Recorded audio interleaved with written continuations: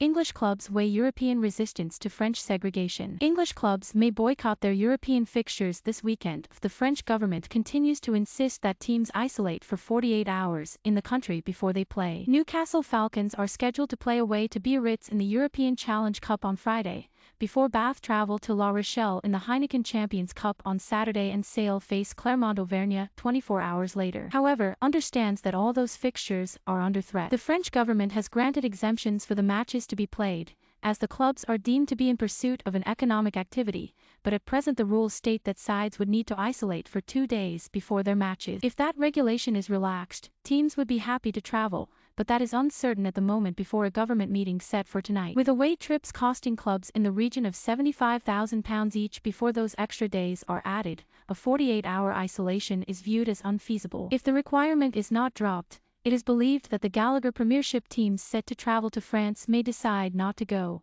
in which case they will probably have to accept 28-0 forfeit losses, in another huge blow to the already beleaguered competition. Before Christmas, 7 games were postponed in the Champions and Challenge Cups in Round 2, after France closed its borders to UK travellers. The logistics of fulfilling the fixtures in France are presenting a big stumbling block for English clubs. At present, the teams would need to travel across the Channel 3 days before their fixture, to allow for a Day 2 PCR test to be done in France. For Newcastle, for instance, that would mean flying on Tuesday in order to be out of isolation by Friday night. European Professional Club Rugby, the competition organizers, has clarified that teams would be allowed to train in their bubble in France during the 48-hour period. However, the added complication is that if any players or staff were to test positive, not only could they not play, but that individual would have to remain in France for 10 days. With Premiership clubs collectively recording their highest numbers of weekly COVID-positive test results over the festive period, many English teams have players who have recently emerged from isolation. While they are now asymptomatic, there are worries they have a high chance of testing positive on a PCR test despite numerous lateral flow negative results. Another issue is that if a club has South African players,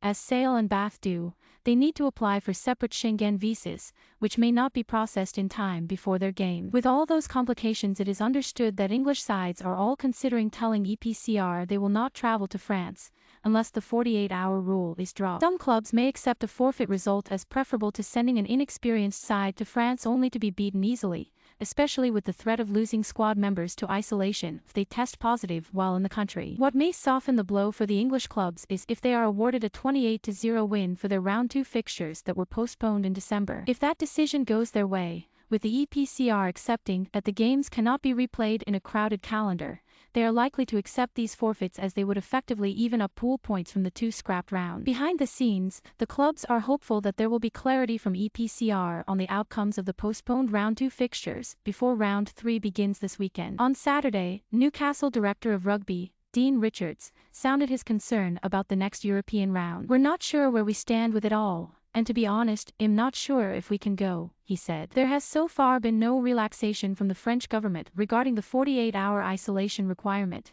and it's very much up in the air. "We just don't know where we stand. We've heard nothing from EPCR other than a positive email which doesn't actually clarify anything. There's no clarity on isolation, no clarity on the testing, and all they've said is from the competition point of view it's game on. But that's not what the French government have said so far, and we just don't know where we stand." The situation is compounded by having back-to-back games out in France, and there's every chance we'll go out there and end up living in France for the next 3 or 4 weeks. That might not sound bad to some people, but I don't think they'll be sending red wine and foie gras to our quarantine hotel room. For its part, the EPCR is hoping that the fixtures can be fulfilled. EPCR is continuing to work with the Ligue Nationale de Rugby, as well as with the other leagues and unions, to seek improvements to the conditions which currently apply to UK clubs when they travel to France, and to French clubs returning from the UK, their statement read.